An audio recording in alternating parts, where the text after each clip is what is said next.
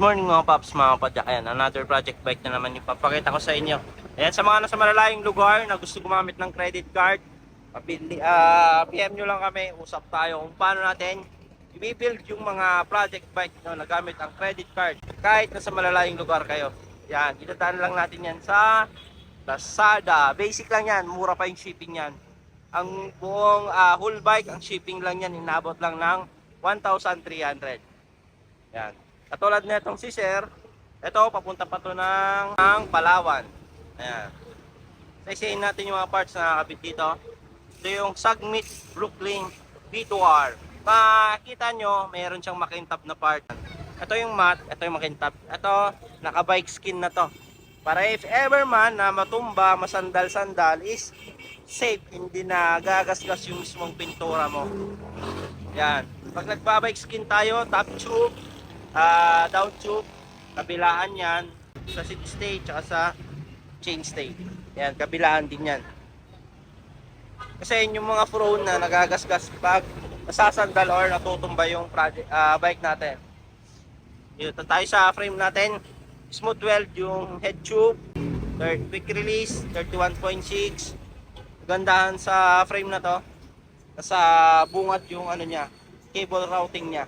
Ayan, wala sa top tube or down tube. Nandito sa head tube niya. May badge siya syempre. Naka seal bearing headset, carbon spacer, Sagmit stem. Ayan, short stem gamit natin. Pag mga short stem, gamit nating matic yan. Naka low rise handlebar. Carbon na Saturn. Pops Pro grip. Shimano MP200 brake set. Shimano Jore shifter. Ito upgraded yung chain niya to. Pwede mo lang isang lato. Gold chain na KMC orig. Yan, 100% orig. Jore RD, syempre may clutch yan. Jore sprocket 1051. Panghataw, pang-ahon. Upgraded din yung chain ring ng Jore natin. 3040 CNC super light. Yan, napakagaan na ito. Ika mo ka ng XTR na chain ring.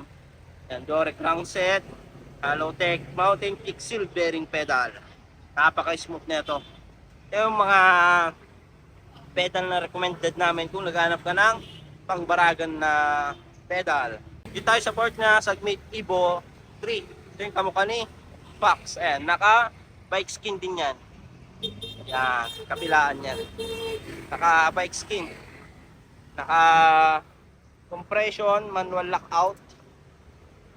Yan.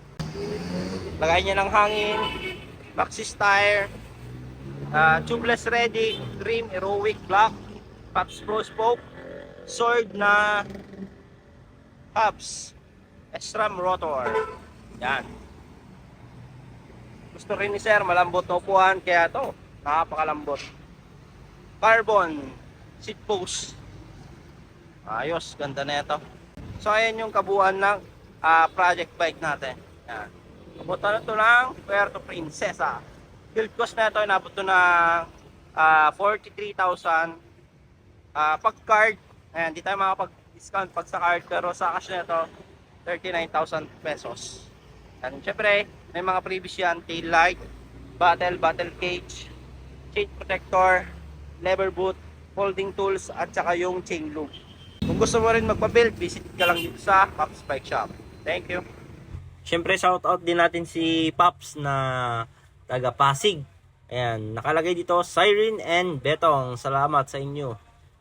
Ayan, gamit ang credit card, naka-avail ng project bike. Thank you. Mga nasa malalayong lugar naman na gusto magpakita ng suportas dito sa Pops Bike Shop at gusto mag-order, ayan, visit lang kayo dito sa mga legit account namin. Dito lang kayo pwedeng makipag-transact para legit at di kayo may scam. Visit lang kayo sa TikTok, Shopee, Lazada namin. Pops Bike Shop Official. Ayan, ito yung mga legit account namin. Jason Bike Parts. Bikers Need. Thank you mga Pops, mga kapadyak. Ayan, dito na kayo makipag-transact at mag-order. Thank you.